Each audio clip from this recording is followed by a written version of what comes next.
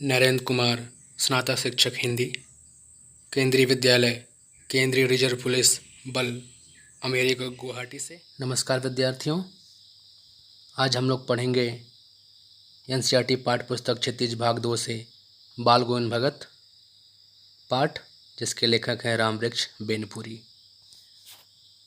पाठ को पढ़ने से पहले हम लेखक के बारे में जान लें। तो लेखक परिचय। लेखक का जन्म 23 दिसंबर 1899 जिला मुजफ्फरपुर बेनीपुरी गांव बिहार में हुआ था। मृत्यु 7 सितंबर 1968 में हुई थी। रामवृक्ष बेनीपुरी आधुनिक युग के प्रसिद्ध निबंधकार और पत्रकार थे। बचपन में ही माता पिता का निधन होने के कारण जीवन अभावों और कठिनाइयों में बीता, अर्थात उनका जीवन जो है बहुत संघर्षपूर्ण रहा। उनकी प्राथमिक शिक्षा ननिहाल में हुई। मैट्रिक अर्थात हाई स्कूल पास करने के बाद वे गांधी जी द्वारा चलाए गए असहयोग आंदोलन जो 1920 में चलाया गया था उसमें शामिल हो गए। उनकी भाषावाणी प्रभावशाली थी, अर्थात उनकी भाषा में जो है प्रभावशीलता थी। उनकी भाषा बहुत ही सशक्त थी और साथ ही साथ उनका व्यक्तित्व भी वैसे ही आकर्षक और प्रभावशाली था। वे एक सफल संपादक के रूप में भी राजनेता पुरुष न थे, अर्थात वो किसी राजनेता की तरह न थे, बल्कि सच्चे देशभक्त थे। अर्थात उनके हृदय में देशभक्ति की भावना कूट कूट के भरी थी। इन्होंने भारतीय स्वतंत्रता संग्राम में 8 वर्ष जेल में बिताए थे। अर्थात जब वो देशभक्त थे तो जाहिर सी बात है देशभक्त का कार्य होता है देश को आज़ाद कराने में मदद करना, तो जिसके कारण उनको 8 वर्ष जेल में बिताने पड़े, उनको जेल भी जाना पड़ा। ये हिंदी साहित्य के पत्रकार भी रहे।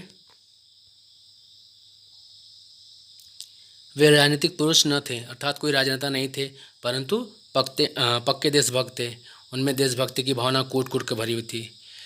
अब जिसके कारण वो भारतीय स्वतंत्रता संग्राम में वो कूद पड़े और जिसकी वजह से उन्हें 8 वर्ष जेल में बिताना पड़ा। कई समाचार पत्रों जैसे युवक 1929 भी निकाले, इनके द्वारा यह पत्र निकाला गया। इसके अलावा कई राष्ट्रवादी और स्वतंत्रता संग्राम संबंधी कार्यों में भी ये संलग्न रहे।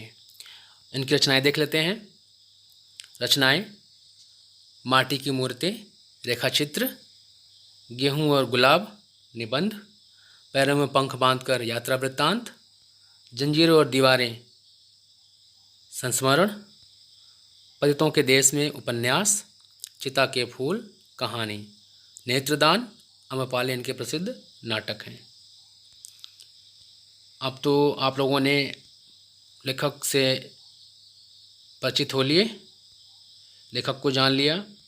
अब आते हैं पाठ परिचय। अब इस पाठ में एक व्यक्ति जिनका नाम बाल गोविंद है, उनकी विशेषताओं के बारे में लेखक रामवृक्ष बेनपुरी ने उनका रेखाचित्र शब्दों के माध्यम से खींचा है। अब पाठ से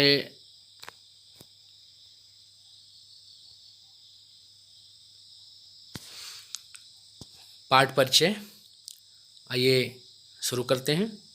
बाल गोविंद भगत रेखाचित्र के माध्यम से लेखक ने एक ऐसे विलक्षण चरित्र का उद्घाटन किया है, अर्थात एक ऐसे महान व्यक्ति के बारे में बताया है। लेखक ने एक ऐसे विलक्षण चरित्र का उद्घाटन किया है जो मानवता, लोक संस्कृति और सामूहिक चेतना का प्रतीक है। मानवता अर्थात उनमें मानवता थी।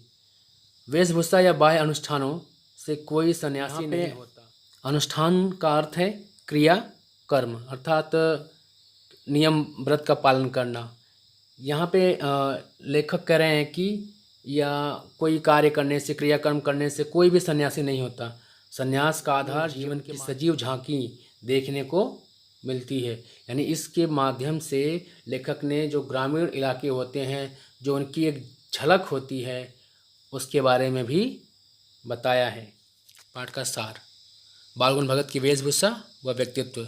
सबसे पहले हम जो है बाल गोविंद भगत की वेशभूषा कैसी थी, उनका जो व्यक्तित्व कैसा था, उनका बाहरी रंग रूप कैसा था, उसके बारे में जानेंगे। तो शुरू करते हैं। मधला मझला कद, गोरा रंग, उम्र 60 से ऊपर, सफ़ेद बाल और चेहरा सफ़ेद बालों से जगमग करता।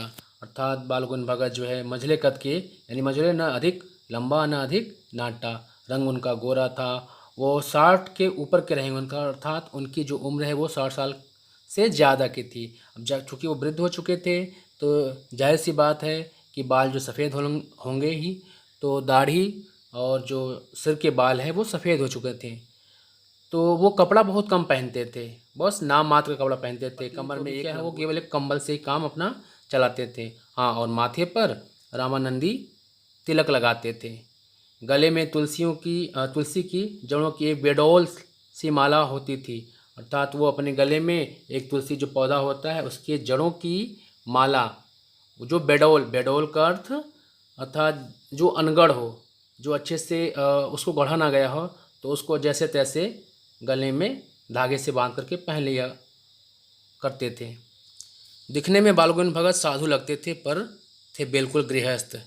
चूँकि दिखने में बाल गोविंद भगत साधु लगते थे, जैसे साधु संतों का जो बाहरी रूप रंग होता है, जैसा पहनावा होता है, जैसे छापा तिलक होता है, तो ठीक वैसे लगते थे, लेकिन वो बिल्कुल गृहस्थ थे। गृहस्थ मतलब सांसारिक जीवन जीने वाला। उनके पास खेती बाड़ी, एक मकान, सब कुछ था। अब लेखक को उनकी पत्नी की याद नहीं, अर्थात लेखक कह रहा है कि उनकी पत्नी कैसी थी मैंने देखा नहीं, मुझे उनके बारे में बिल्कुल याद नहीं। हाँ, लेकिन मैंने उनके पुत्र और पुत्रवधू को देखा था। अब आगे बढ़ते हैं। उनका खेती बाड़ी का काम था और एक अच्छा साफ़ सुथरा मकान भी था। अब लेखक यहाँ पे आगे कह रहा है कि उनके पास खेती बाड़ी भी थी, खेत भी थे कुछ, और इसके अलावा एक मकान था जो साफ़ सुथरा रहता था। और गृहस्थ होते हुए भी बाल गोविंद भगत जिस साधु थे, गृहस्थ थे, वो सांसारिक जीवन व्यतीत करते थे, यानी सारा काम धंधा करते थे, ठीक, घर परिवार चलाते थे, लेकिन वास्तव में वो साधु थे। अर्थात अपने स्वभाव से, अपने व्यवहार से वो साधु थे। उनमें साधुओं की सारी विशेषताएं थीं, जैसे एक साधु संत में होती हैं, वे सारी विशेषताएं उनके अंदर थीं। अब आगे बढ़ते हैं। वो कबीर को साहब मानते थे और उन्हीं के गीतों को गाते थे। वो कबीर को अपना साहब अर्थात यहाँ पे मालिक से, भगवान से, ईश्वर से है, तो वो ईश्वर कबीर को मानते थे और उनके जो बताए गए जो रास्ते हैं उन्हीं पे वो चलते थे और उन्हीं के जो है भजन गीत को गाते रहते थे, उनके आदेशों पर ही चलते थे। वो कभी भी झूठ नहीं बोलते थे, चाहे कितनी भी बड़ी समस्या क्यों ना आ जाए, वो कभी भी झूठ नहीं बोलते थे। वो किसी से झगड़ा भी नहीं करते थे, लेकिन दो टूक बात करने में, दो टूक मतलब साफ साफ बात करने में कभी भी वो संकोच, हिचकिचाहट महसूस नहीं करते थे। वो जब कहते हैं वैसे ही सभी के सामने दो टूक साफ साफ बात कह देते थे। वे कभी भी दूसरों के खेत में शौच के लिए भी नहीं जाते थे, यहाँ तक वो पालन करते थे नियम कानून। और वे गृहस्थ थे, परंतु सारी चीज़ें साहब कबीर की थी। वे बिल्कुल गृहस्थ थे, उनके पास जो भी दिया होता था सब वो कबीर का मानते थे।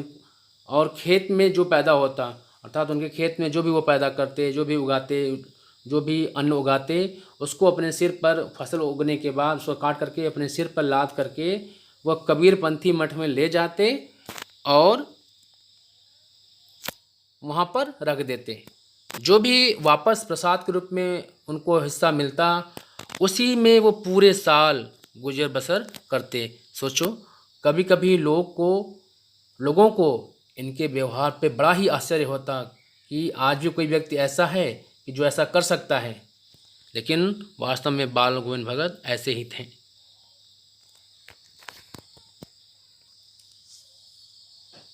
पाठ के अगले पड़ाव पे बाल गोविंद भगत की संगीत साधना। वे कबीर के पदों का बहुत गायन करते थे, अर्थात वो कबीर के पदों को अपनी जो है खजड़ी बजाकर गाते रहते थे, हमेशा गाते रहते, उसी में मस्त रहते थे। आषाढ़ के दिनों में, आषाढ़ महीना होता है जो जहाँ से बारिश जो है शुरू होती है, जिस महीने से रिमझिम की बारिश होती है, आषाढ़ के दिनों में गांव के लोग काम करते रहे होते, तब बाल गोविंद भगत कीचड़ से लथपथ, आषाढ़ के महीने में जो फिर से जो है फसल लगाई जाती है, धान की फसल लगाई जाती है, तो उसके लिए खेत तैयार किए जाते हैं, उसमें पानी डाला जाता है। फिर वो पानी डालने के बाद वो खेत पूरा एकदम कीचड़ से भर जाता है, तो उस समय जो है बाल गोविंद भगत क्या करते, कीचड़ से लथपथ, वो कीचड़ में लथपथ खेत में काम करते। अब जब खेत में काम करेंगे तो कीचड़ तो शरीर पर लगी जाए, लथपथ यहाँ पे मिट्टी में कीचड़ में सना हुआ। अब वो क्या करते, लथपथ होकर के पौधों को पंक्तिबद्ध तरीके से रोपनी करते हुए मधुर गायन करते। अर्थात वह खेत में काम कर रहे हैं, कीचड़ में लिपटे हुए हैं और रोपनी करना, रोपनी मतलब जो धान के पौधे होते हैं उनको पंक्तिबद्ध क्रमबद्ध तरीके से खेत में गाते हैं। उनकी खजड़ी ढिमक ढिमक बजती और वे गाते, क्या गाते, गोदी में पियवा चमक उठे सखियाँ चिहुक उठे ना। ये लोकगीत के बोल हैं। जब सारा संसार सोया होता तब उनका संगीत जागता। अर्थात जब सारे लोग जो है नींद में सोए रहते, निद्रामग्न होते, तब वो गाते रहते। वे गाते, क्या गाते, तेरी गठरी में लगा चोर मुसाफिर जाग जरा। तो इस प्रकार से वह रात भर जो है भजन गाते रहते और सारा संसार सोया रहता। अब अगला महीना कार्तिक का महीना। कार्तिक का महीना, जब कार्तिक का महीना शुरू होता तो क्या, प्रभातियाँ शुरू हो जाती। वह प्रभातियाँ मतलब भोर में, अर्ली मॉर्निंग में गाया जाने वाला भजन गीत, और जो कब तक चलता, फागुन मास तक चलता रहता। अर्थात फागुन महीने यानी मार्च महीने तक चलता रहता।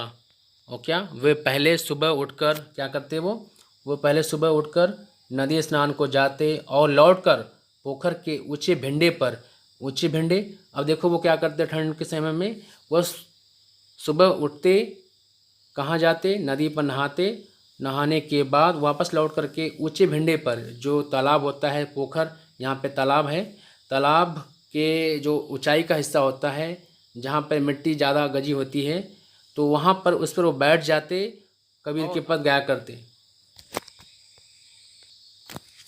अब वो गर्मियों में क्या करते, गर्मियों में अपने घर के आंगन में आसन जमा बैठते और गांव के कुछ संगीत प्रेमी भी जुट जाते। सारा आंगन नृत्य और संगीत से ओतप्रोत होता।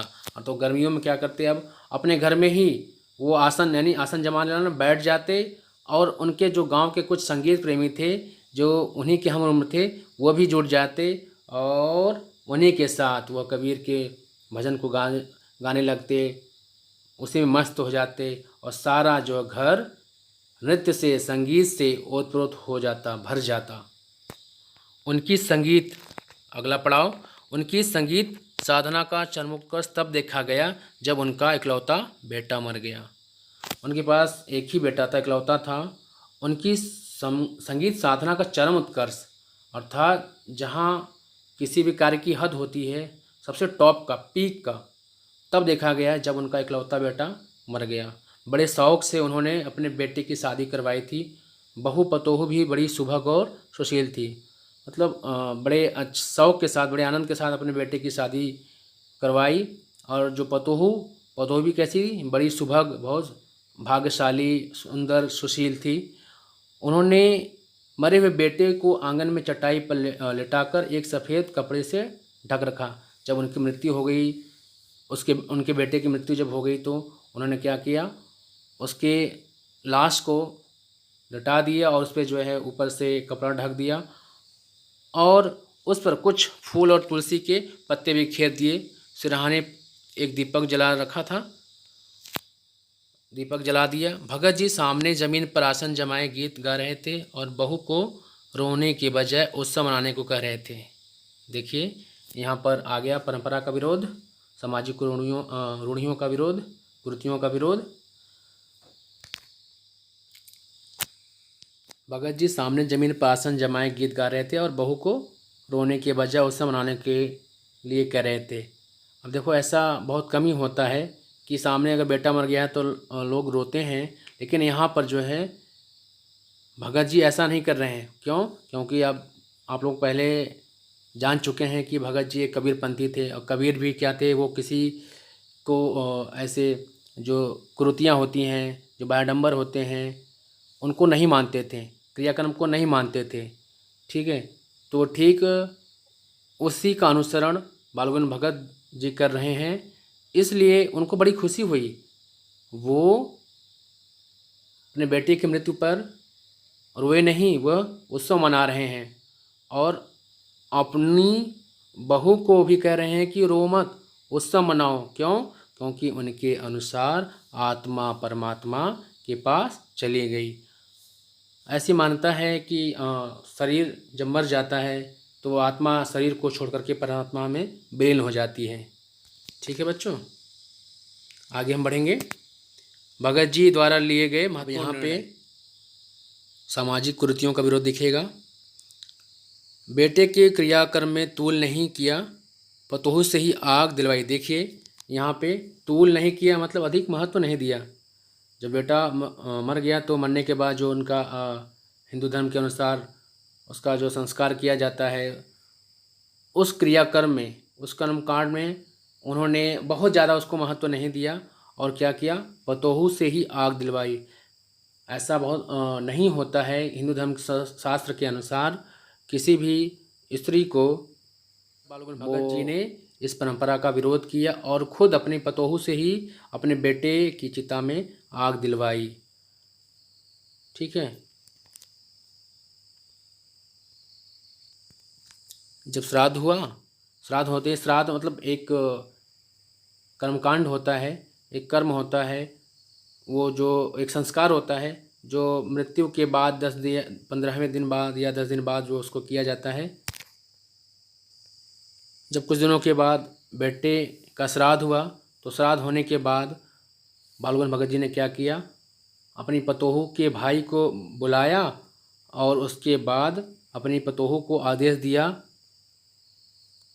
कि वह अपने भाई के साथ चली जाए और उसके भाई को आदेश दिया कि तुम इसकी ले जा कर के दूसरी शादी करा देना।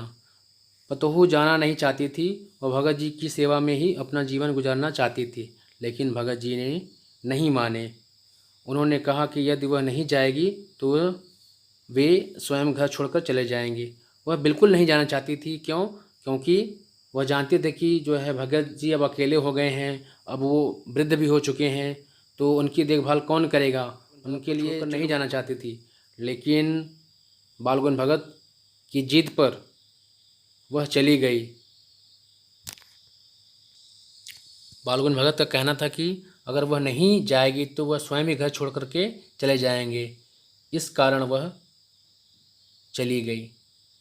अब अगला पड़ाव, भगत जी का निधन। भगत जी की मृत्यु उन्हीं के अनुरूप हुई।